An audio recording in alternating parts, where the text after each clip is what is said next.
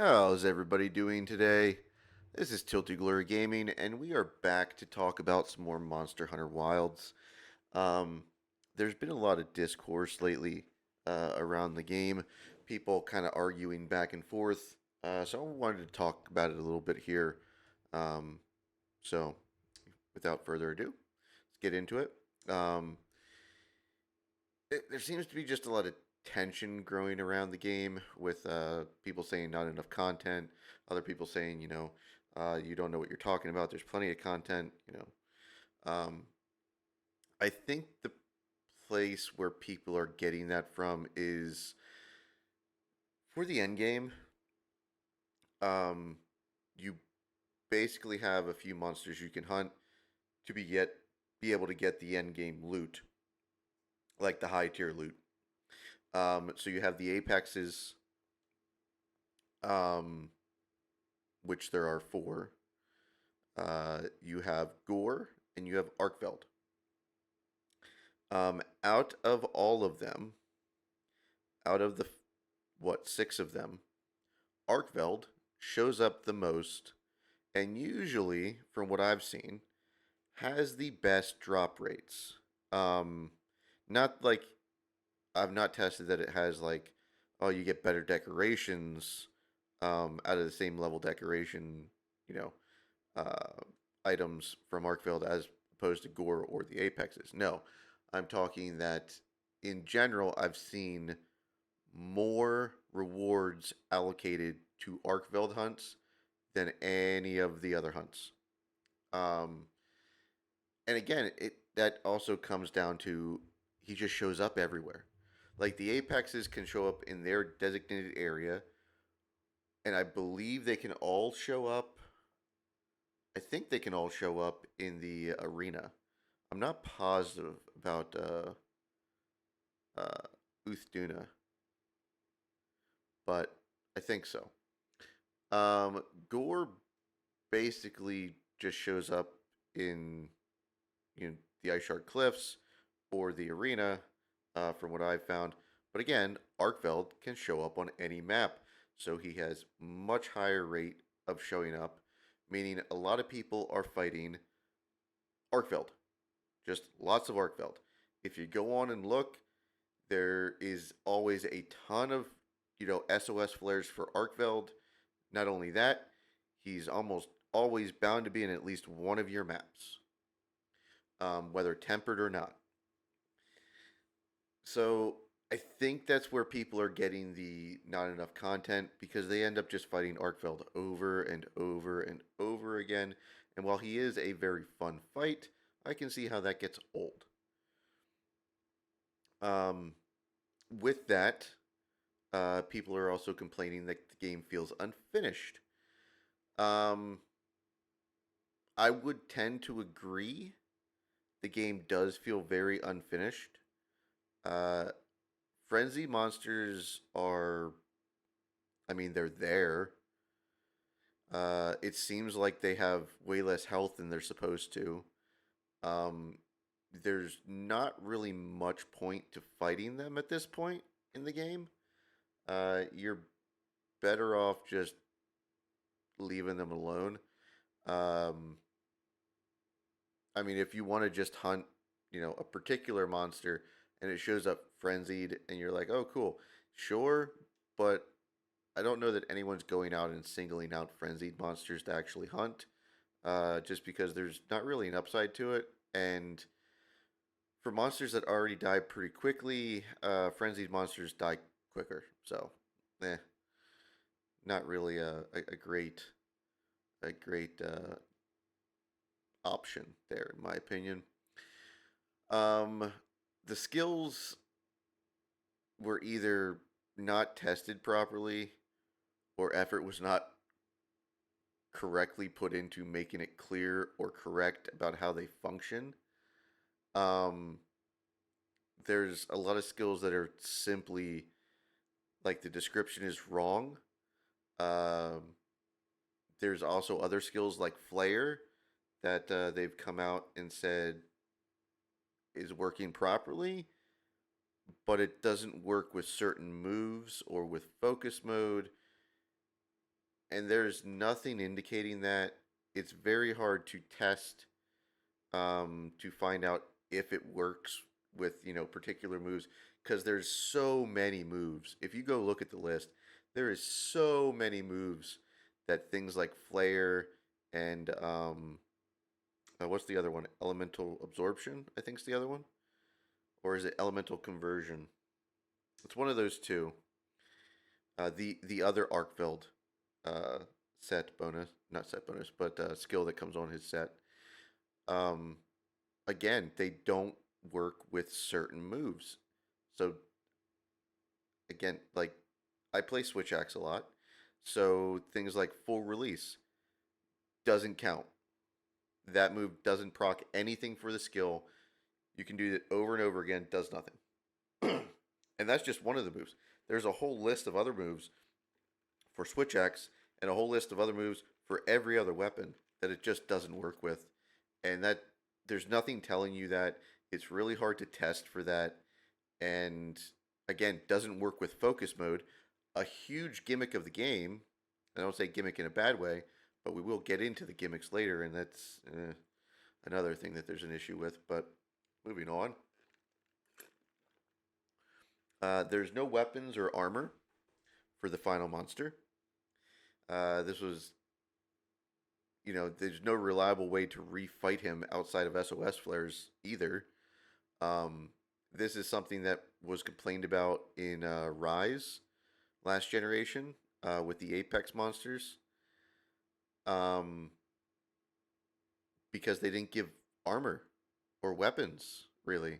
Like you could get what was it, Rampage tickets or something like that from them to upgrade stuff, but they had none of their own stuff. Like there really wasn't a reason to fight them, and it just became kind of one of those things that just felt tacked on, unfinished. And what's the point? We have the same thing here with the final boss of the game, final monster of the game. While it's a very cool fight, and it is coming back supposedly. I don't know if that's in the first title update or not, but it feels unfinished. Like you should be able to fight the final monster in a Monster Hunter game, um, either in an optional quest or what have you, and it definitely should have armor and weapons. The weapons thing has been something that I've been very concerned about over the years of Monster Hunter. It feels really really bad to not have weapons for each monster.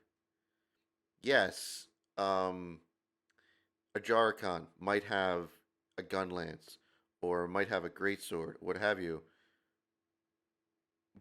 but there's not 14 different weapons for a Jarkon. There's not 14 different weapons for, I believe, any of the monsters, aside from maybe Arkveld because it's the flagship. Um, it sucks going to fight a monster and not being able to make anything from it other than just armor. And then you see other weapons that are able to make weapons, weapons out of that monster parts. And you're just like, I was hoping that I'd get something cool too, and you don't, and that just feels bad. You can call that jealousy if you want. I call it, you really should have a weapon for each monster, for each weapon type. You've got 14 of them. I know it's a lot, but you put the weapons in the game. Come on. Just make a weapon for every monster.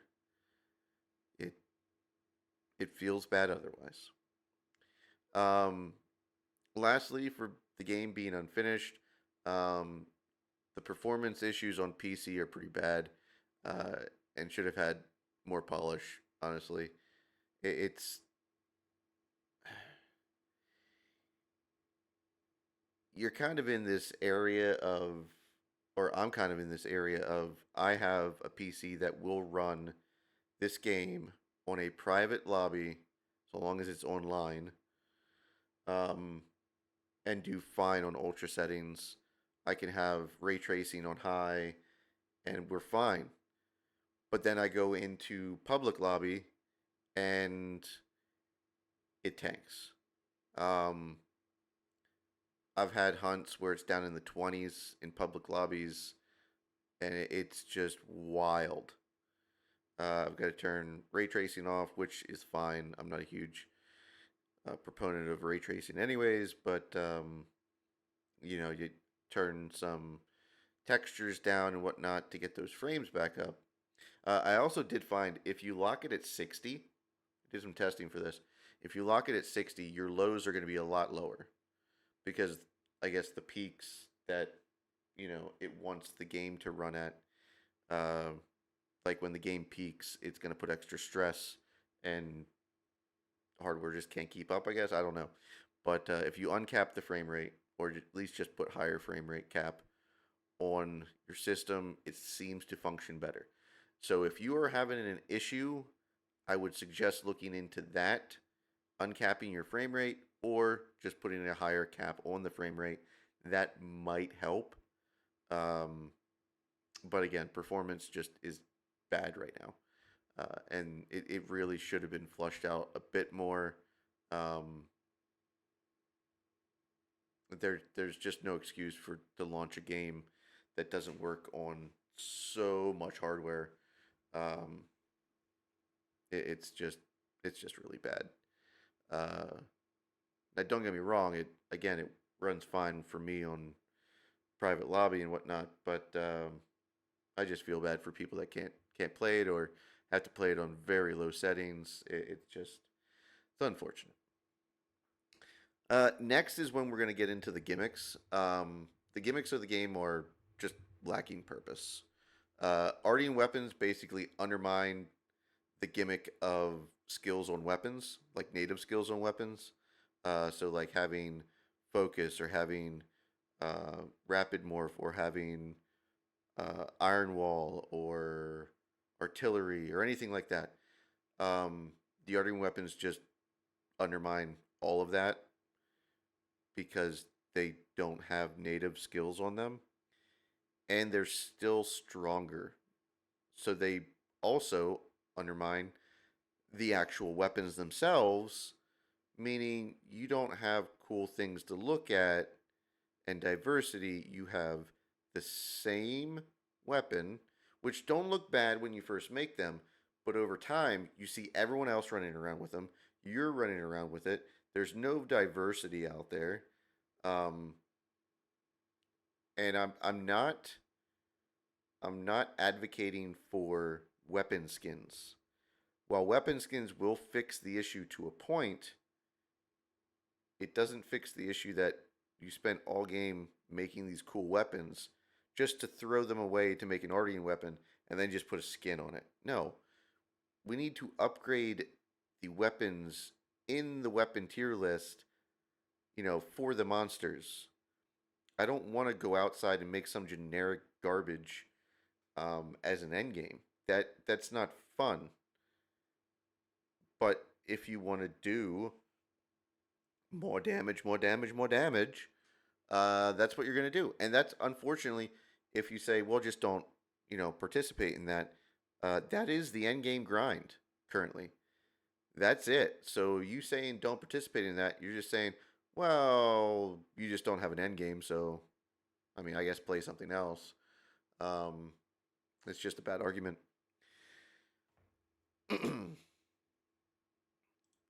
Sorry if I sound a little rough here. My throat's getting a little sore. My kids were sick this week, and I think they have passed it along to me.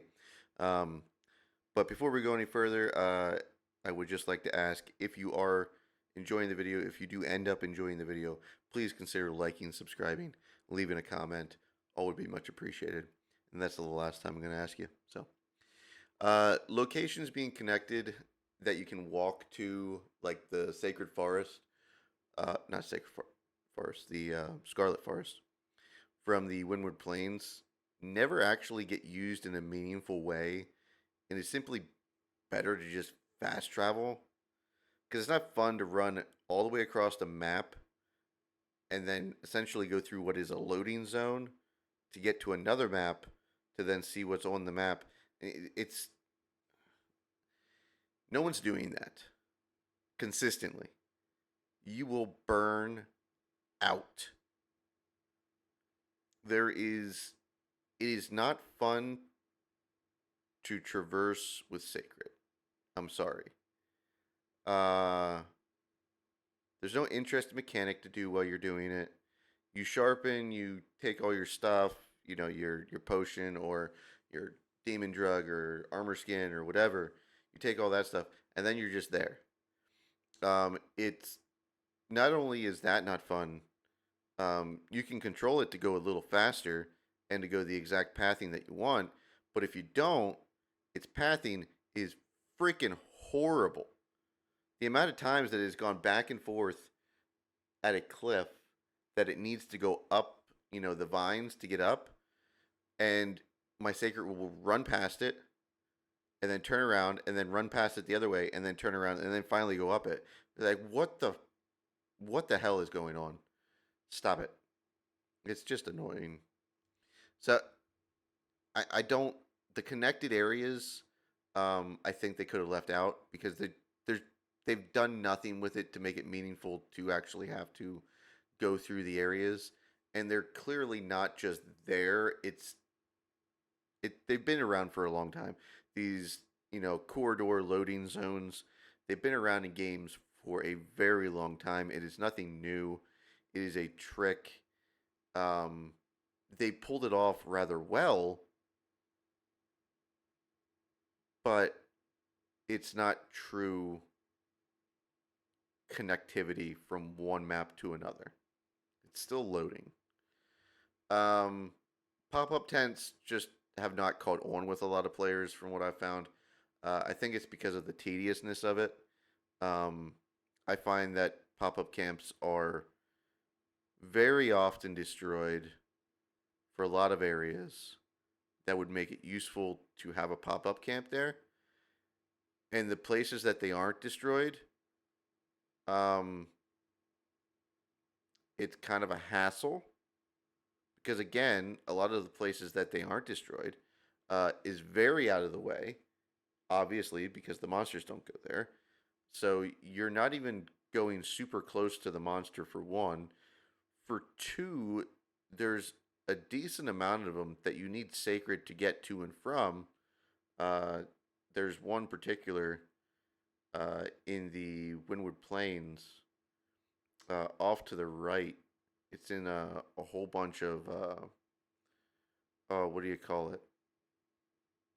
Fulgurite shards. It's like a fulgurite cave that monsters can't get to. It's very safe, but it's very much out of the way and doesn't make a lot of sense to put it there. And you also need sacred to get there to and from that place. So again, don't know how useful that is. So I just think it's more tedious than what people really care to deal with.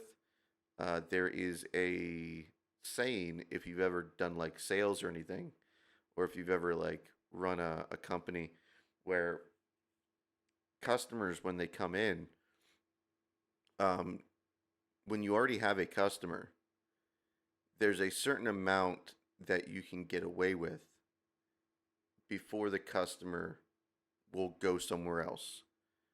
And it's basically a like a cost perspective to the customer of how much it's going to cost them um, to just have to put the effort into leaving.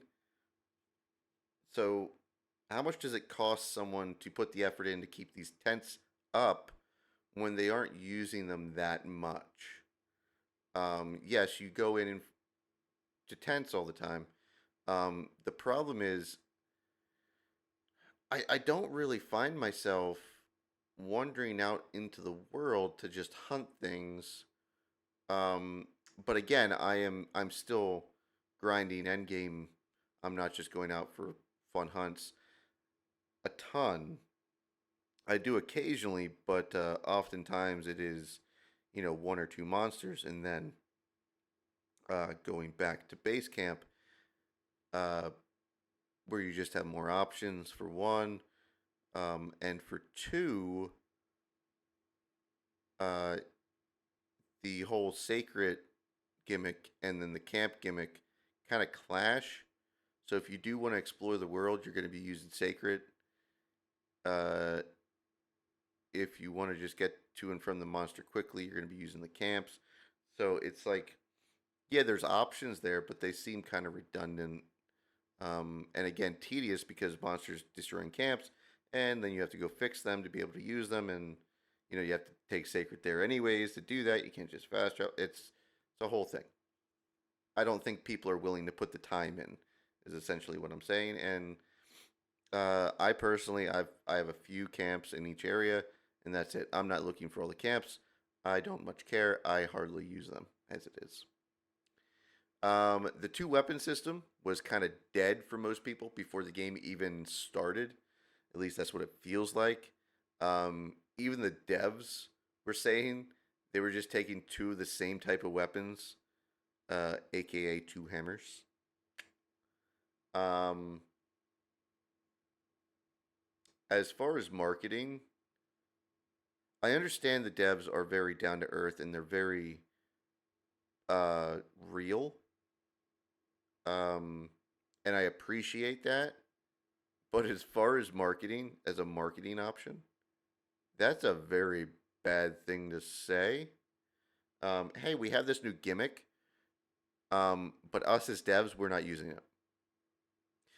That puts kind of like a taste in people's mouths that I think they're like, oh, okay,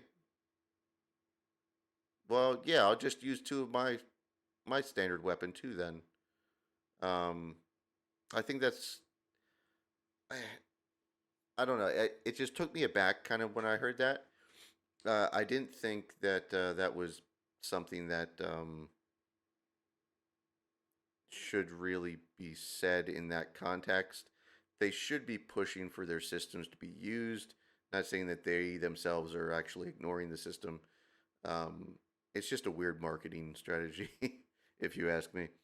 Um, the weather systems also feel kind of pointless, other than for looks, and they have no obvious ups or downs throughout the hunt. Yes, in the when we're planes, you can get struck by lightning, yeah, but it doesn't really affect the hunt too much. Um, and you never really think twice about going out and hunting during the inclemency. At least I never do. Uh, also, again, I don't find myself out hunting very much, uh, just in the world. I find myself looking on the map, finding a monster, marking it as an investigation, and then go hunting it, and then going back and just activating the quest and going back and doing it again. And when you do that, it reverts everything back to when that monster was originally there and you saved it. So the weather system is the exact same. It's not changing. Uh, so it just feels tacked on and pointless kind of right now. Again, that could change with the end of the game, once you're done with the grind and you're just out hunting.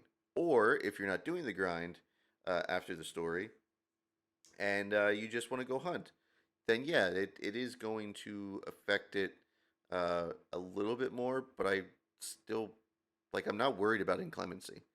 I'm really not. It's just it has no bearing on the hunt, it feels like. So I wish it would, but it kind of doesn't. Um, the wound system, while it is a um, kind of the natural process of what the tenderizing was of World Iceborne, um, I don't particularly think it was fleshed out very good. Um, it's basically just buggy at best. I hear people say, especially content creators, um, say, you can keep the monster locked down, team of four players, wound striking and whatnot, monster can't do anything. Um, anytime the monster starts doing something you don't want, you just hit a wound and it locks the monster in place and you finish your attack and you get an opening, all but small, but opening. um, I've not had that experience. So like, yes, oftentimes the first one, I'd say probably 100% of the time, the first wound that you do a wound uh, attack on, focus attack on, will do that. But I've had monsters plenty of times straight up ignore wound strikes, leave me going through the entire combo, and the monster moved out of range of all my hits and is doing something else entirely. It's either attacking my Palico, attacking other players. It backed up to do a different attack. It's leaving the area, what have you. It did not flinch by the wound strike at all. It's just meh. So maybe it's not buggy, but at the least, people are being very over exaggerating. They're over exaggerating uh, the CC ability of wound strikes, I feel. Um, which we'll get into more of that here in a minute. People over exaggerating. Um, the story, in my opinion, is while it's excellent, um, at least I think, again, my opinion, uh, it killed the exploration part of the game for me. Anytime I tried to leave to go explore the map, the game would just not let me. Like we get to this new area and be like, oh, we just got here, we just beat this monster, we set up camp. Now I want to go explore, and they give me like, no, no, no, no, you can't leave right now. No, no, no, no, not right now. Um, and just after a few areas, you kind of just say screw it. Like you're like, okay, you don't want me to leave, so I guess I'll just finish the story and then like I can do optional hunts, but I can't go explore. I guess I could explore in optional hunts, but like, eh, I don't want to have an objective that I have to go back to. Um, I just want to explore and like lose my way and do whatever. Um, I just decided to do it later, and then by the time I did it later, it was like, well, I've already been to like all the main areas in the game just by hunting various monsters. So like the wonder is worn off a little bit. So that feels bad. If you want more on this, the latest episode of uh, Rurikon's Third Fleet podcast, uh, him and Gaijin Hunter go into this. Gaijin Hunter kind of has my same viewpoint on it. He's played through the game a couple times, and the story, anyways. And he's like, I can't find a way to get out. I can't find a way that it will let me explore and explore the map after we get there and whatnot. Now, Rurikon is the complete opposite. He says, no, no, I've definitely done it. Um, but again, I'm with Gaijin Hunter. I've not found a way to do it. Every time I tried, it just pulled me back in and said, no, you can't leave camp. Um, which, if there's only certain times that it allows you to leave, that's kind of stupid. Like if you are not actively in a mission and you're at camp, you should be able to leave, go explore, do what have you. That's it. Um, Wrapping up the gimmicks here, just you know, bad gimmicks is why I don't play a lot of Pokemon games anymore. Because it's always like a half baked idea for a gimmick that never feels super fleshed out, and they're not bringing it back the next game. Um, and that is exactly why I do not want Monster Hunter just throwing in gimmicks that are not integral to the game and have no meaning going forward. Again, like I said, the wound system is a direct relation to the tenderizing system. I see the correlation there. I can see the steps that they took to get to that point. That would make sense to me moving forward. But so many of these other gimmicks, there's just it feels like there's no impact. Um, the skills on weapons natively just no impact once you're toward the end of the game. Locations being connected, no impact. Pop-up tents, no impact. Two weapon system, no impact. Um, the weather system, no impact. It's I don't know. I'm not with all the gimmicks. It just feels like they should be integral to some point and not just feel like they're tacked on. Uh, then we have the issue with people bringing up the first update. Uh, I've heard a lot of sentiment in the community, and I do agree. I'm not excited for Mitsu. Mitsune is an interesting monster in concept to me, but I'm not a huge fan of the fight in general. Like, it's just got a very squishy head. Just hit it on the head, it KOs and dies eventually. Um, it's bouncing around, side movement. Always felt a little bit cheap. Like, you get over to it and then it bounces to the side, and like you're like, ugh, just got here. It bounces to the side and it inevitably hits you with a water cannon.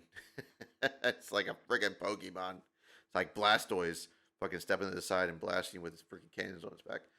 Um, that being said, like, I know the usual armor and skills that are on it, and I'm just afraid it's going to just be another mid tier monster.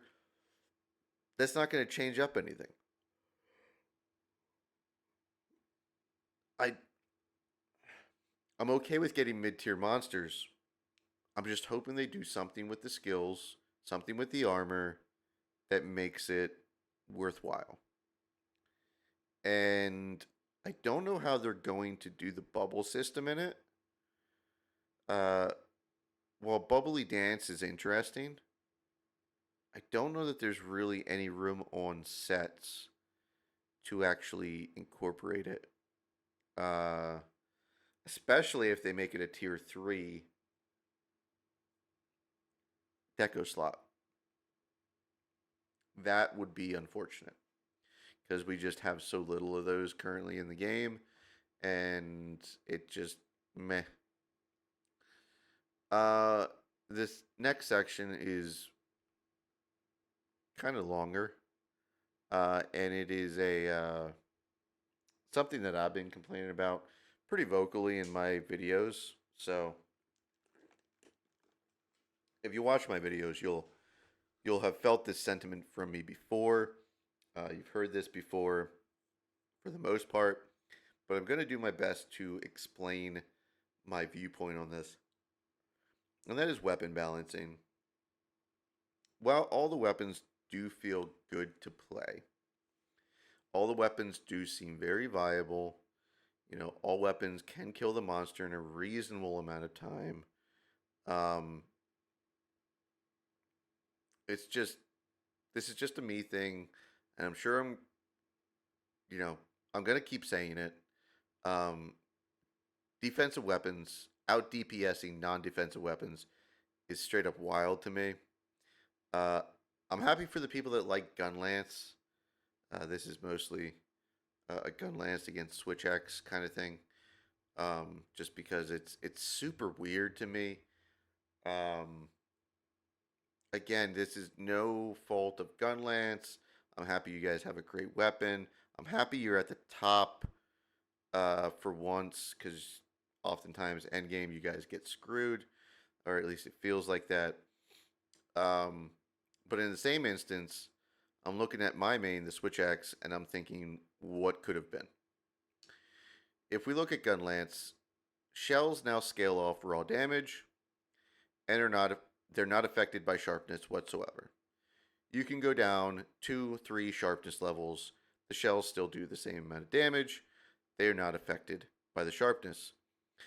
They also do not cause sharpness loss anymore. So there's another buff for Gunlance. They do not. They can do back-to-back Wyvern's Fires now. And as always, the shells do damage independent of hit zone for all shelling attacks. So no matter if you're hitting in a, you know, uh, a low hit zone or a high hit zone area of the monster, so a hardened part or a squishy part, you know, you're doing the same amount of damage. Those shells are always doing the same damage. Doesn't matter. Um, and I've said that before. I think they should be hit zone dependent. Like every other weapon, hit zone dependent. Everything in the game should be hit zone dependent. Uh, it just it's a very weird thing for it not to be. I can be on board with barrel bombs doing it, but I think the weapons should all have kind of a level playing field as far as that. If I hit the back leg on Arkveld with a switch axe, it does a heck of a lot less damage. If Gunlance does it with a shell, it does the same damage as hitting the head. It doesn't matter where you're aiming so long as the shell hits the monster. Doesn't matter. They also have the worm stake that does tick damage. It's incorporated into a combo. So again, another little tidbit to add extra damage there. It is kind of cool, but now getting all that upside for Gunlance there. Now let's get into Switch X. And why I'm not really digging so much on Gunlance. It's just the one that I see that has the most upside that I've seen compared to previous. And then I look at Switch X and I'm like, we're just getting shafted again and again and again. So skills on Switch X, like Rapid Morph, have been drastically nerfed since Rise Sunbreak. Focus means almost nothing as far as amp gauge fill rate goes. It takes it from 20 top face button attacks, so triangle on PlayStation, Y on Xbox controllers. Uh, takes 20 of those button presses to take a power file from no amp gauge to full amp gauge. Takes him from 20 to 19. Power file is still the gauge that takes the longest to fill.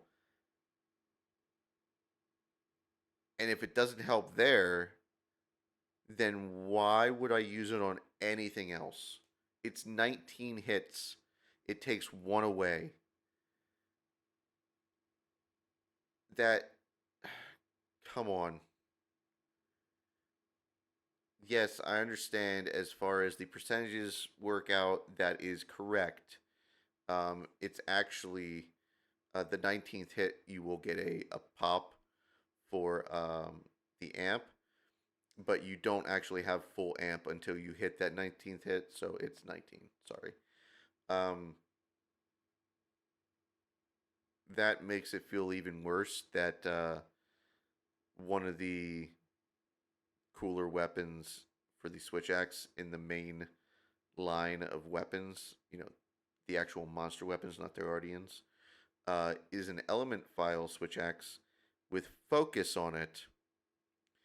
Element file Switch Axes take a 3-hit combo from your right face button, not your top face, your right face. 3-hit combo gets you fully amped from nothing to full. Focus does not help with that. It does nothing for it. It doesn't take a hit off. You're still doing the whole combo. Um, it just feels bad. So, Rapid Morph, very, very much nerfed from Rise Sunbreak, and Focus is not very effective at all. You can honestly just run without it, unless you just have a slot to fill, and then sure. Clutching on the monster with zero sum discharge is basically never good. You do less damage than other options, and your recovery frames are so long, you just shouldn't. If you're going to do that move, you need to do the move that does not clutch the monster. So you just press the button and then tick the damage. You don't hold it. If you hold it, you will, clutch onto the monster. If you just press it and then tap the Y button, you will just tick damage and you'll just stand there. That's much better because then you can go into full release afterwards. However, you really just should do full release into your axe combo, back into your sword, and then do full release again. That'll be a full down for a monster. Any monster that's down, you should be able to get that combo off while the monster is down. There is almost zero reason to use zero sum discharge. None. Unless the monster's running away, in which case you need to already be in that state to begin with, in sword state, and you're going to need, I think you need to be amped too to clutch. I think. I don't know. I don't use it anymore. I used it at the beginning of the story, but that's about it. I don't use it anymore. Full release has hyper armor, which is awesome, but only if you charge it fully. And if you get unlucky, you can get comboed out of nowhere and faint. So there's an Arcvel attack where he does this semicircle, and then when he lands, he does the double chain slam. If you start up your full release, you better hope he doesn't do that attack. Because if you have any damage on you already, you very well may die there. You may faint right there. Because, one, it is not always the easiest with the angles that he takes to get out of the way of the semicircle attack where he's flying above you. And two, the double slam hurts a lot. Okay? And yeah, you need to out distance it. And if you just did full release, you are back in axe mode, which means you either have to hope that you have enough time afterwards that you can do an offset, which most of the time you don't have enough time, or you can get out of the way, which again, a lot of the time you were just hit, you're just getting up, and now the attack's coming down, and it's really hard to get out of. So it's just super high risk, and with no cancel, at least that I've found, it's best to keep that for downs and very long animations. And if those times arise when your amp gauge just happens to run out, if you're running power file, which the meta right now is to run paralysis for most of the weapons, and paralysis switch axe is power file. So if you run power file and you run out of amp gauge while the monster's down, you will not be able to build up amp gauge in enough time to then get a full release off while the monster's down. There's not enough time there. So that feels bad.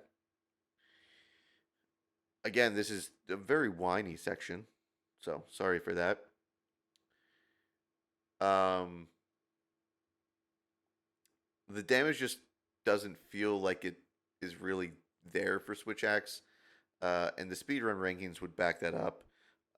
This is not new though. It's sat about the same place in base Monster Hunter World, so I'm not saying like it's been nerfed since World. It was actually higher during Rise though, but again we had, Rapid Morph was really good in Rise, and the weapon in general was really good. But it's been nerfed since then, and back more to where its standings were with World. With the option Switch Axe has, it should really be pushing better numbers, better times, but it just feels like it's been swept under the rug.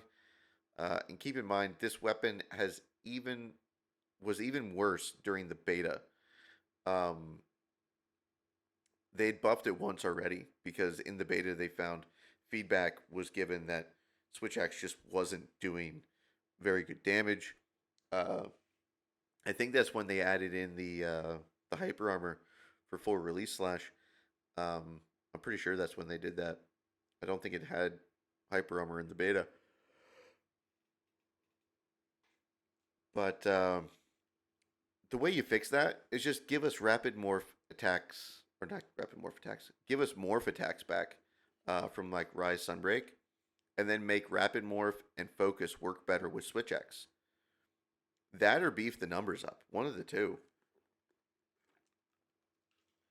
Because it's a very high commitment weapon that requires very good timing to be able to pull off uh, certain attacks and be able to flow with the monster um, and to have good uptime. So like we don't have a shield with Switch Axe. We have very few options. Yes, you have an offset in axe mode. You can't offset everything. And even if you do offset, you can still take damage. It's got to be a perfect offset, or else you take damage. Um, and by perfect offset, I mean uh, like it can't have a two-tiered attack. If it does, you're getting hit by the second tier, unless it is an offset attack that flinches the monster. Which after the first offset, it's then like a buildup of status. It takes longer to, more of those to be able to actually get the flinch. Um, so there's that. You do have a counter in sword mode, um, but the problem is you can't just go in sword mode anytime you want. You have to have sword gauge, and when you're in sword mode, your objective is to get to full release slash as quick as possible and pull it off as many times as possible. And full release drains the gauge tremendously, meaning once you go back to axe mode after full release, you have to build your gauge back up before you can go back into sword mode. Not a huge deal. You can keep sword mode up quite a lot, actually. Um, so then runs into the second issue of the counter, where its timing is horrible for monster attacks. So we go back to the semicircle attack in the air by Arkveld. You cannot counter that. Do not try and counter that. I've tried it too many times, and maybe it's a skill issue. If you've countered it, please send me the clip. So you can counter the semicircle part of it while he's flying overhead, but then when he lands to do the double chain slam, you don't have time to really get out of the way or pull off another counter, so you get hit.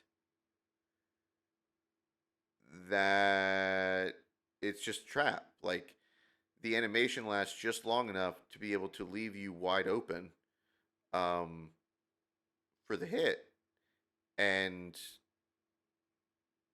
like just don't do it. It's yes, you can counter stuff, but like the timings of the follow up attacks line up very well with when you come out of the counter to then hit you, which is really weird considering that is our defensive option. I don't see the same thing happening with other weapons. Um, you know, but hey, maybe I'm just bad. Uh, so all that to say, if you look at the two weapons, one looks to be a defensive option, the other looks to be balls to the wall, glass cannon, which is how I describe Switch Axe for the most part, and then say which one should be able to out DPS the other in actual hunts, not in the training area. Don't give me any of this bullshit. Well, actually, if you go in the training area and you beat on the training dummy, the Switch Axe can put out more damage in the same amount of time than the gun lance can. Okay, that's not how we hunt. We don't hunt against training dummies. We hunt monsters. That is not a good answer. So the correct answer to that question would be the defensive gun lance over the switch axe. Again, I think gun lance is cool, and I've been playing around with it, and it feels great. I'm just very disappointed with how the switch axe has been treated throughout the series. Um, for a weapon that has for generations in the series now, because it came in Gen 3. So we've had it Gen 3, Gen 4, Gen 5, now Gen 6.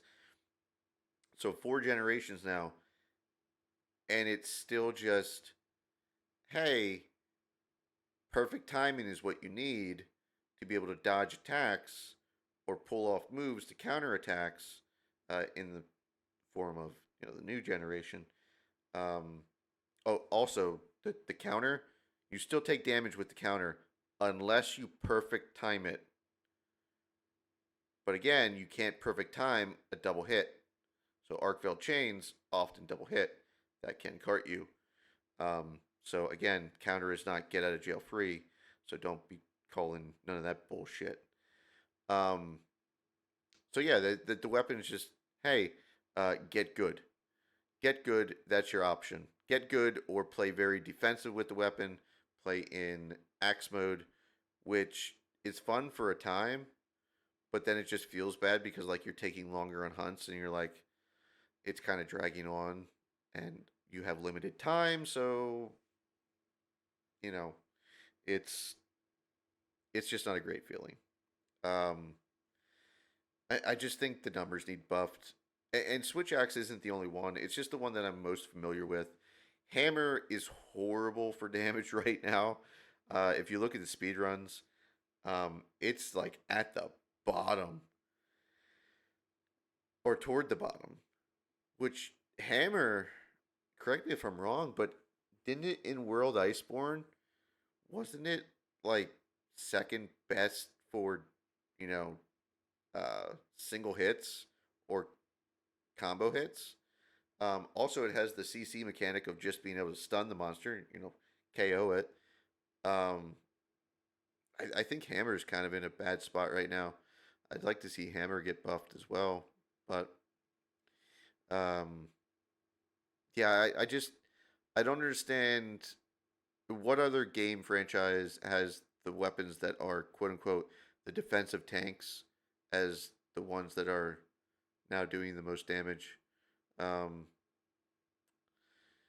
and Charge Blade's insane, but Charge Blade has been insane since it came out in fourth gen. It seems to be Capcom's second favorite weapon, aside from Longsword, um, which is fine. It's just I wish some of the other weapons would get some of that love. Uh, so, in closing, I love this game and I want to see it do good, but the ball has been dropped in a lot of areas. This is Capcom's best selling game ever, and that is amazing, and also why we are seeing a lot of back and forth in reviews and through other channels where people are trying to invalidate other people's views. People that love the game, much as I do, tend to fall in this trap that when someone criticizes the game, they get offended and try to say it's a skill issue or their opinion is just wrong. Well, I'm sorry to say it's not wrong. The game has issues, and people can voice how they feel about things, how they feel about the game. They they purchased it. They can voice their opinion. If they think the combat is janky, that's what they think. Okay, you telling them they're just wrong is not a good argument. You telling someone just get better is not a good argument.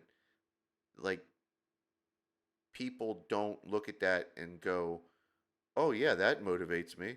No, people look at that and say, "Well, screw you. I'm leaving. I don't need this bullshit."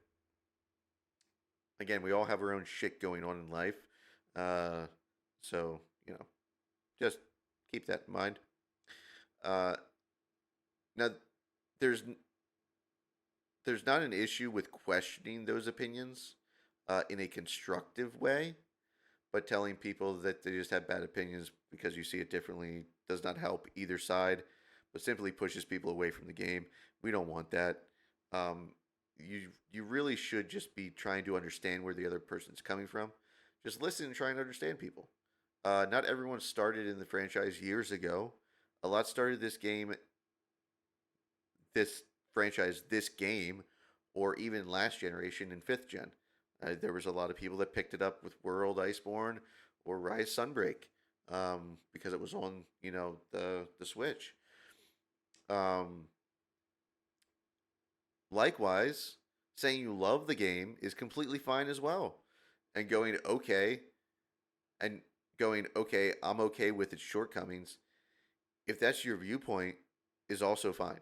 It's like if that's where you're coming from and you can recognize, hey, I know it's got shortcomings or shortfalls. Uh, I'm okay with it. I don't really consider it that. I'm good with how the game is. That's fine as well. But again, that's your opinion. No one can take that from you um, forcefully, nor can you push that on someone else forcefully. You need to constructively talk to people to figure out their viewpoints, and then see where they're coming from and see if you can understand each other better. That's really how information gets uh, you know spread around, and people change their views on things often when you do that. That's a very good exercise to do, is just try and see where other people are coming from. Uh, and if nothing else, if you want to roast people online about liking or not liking games, just come here. You can roast me all day. I don't mind it. Um, I can take it. I promise. Promise I can. I'll even give you ammunition. I'll give you two games. Okay. The 2008 Turok game was an awesome game. I loved it. Still love it to this day. Uh, on the flip side, I never had an Xbox growing up, and I've recently started playing the Halo series as someone who's never played it before. And I honestly do not see what all the hype's about. I don't. Um, I'm not really liking it so far. I'm feeling like it's kind of janky, and even for its like time, I've played games like shooter games of that genre in that time, the Resistance series on PlayStation, and I just don't feel like Halo is as much, as great as it's wrapped up to be. Um, but again, I'm, you know, halfway through Halo Reach right now, so if you're interested in that, shameless plug here, but first two episodes are on the channel. Another episode will be coming out probably this weekend. Should be two more of that, and then we're going on through the rest of the series to see what it's like. Uh, but yeah, that's basically where we're going to leave it. Just be respectful for other people. Understand the game does objectively have issues. If nothing else, the performance on PC is a massive issue. Um, and people are allowed to have their opinions, just like you're allowed to have yours. No one is wrong objectively in their opinion. Um, but if you don't agree with someone in their opinion, maybe try looking at their opinion and coming at it from a different point of view to try and understand it. You don't have to agree with it; just try and understand an opinion, um, and that may help you as well as them, because you can then have a productive conversation about what is actually happening and go from there. Uh, with that, thank you for watching, everyone. Now I'm going to go to bed because it's 1 in the morning and I work tomorrow.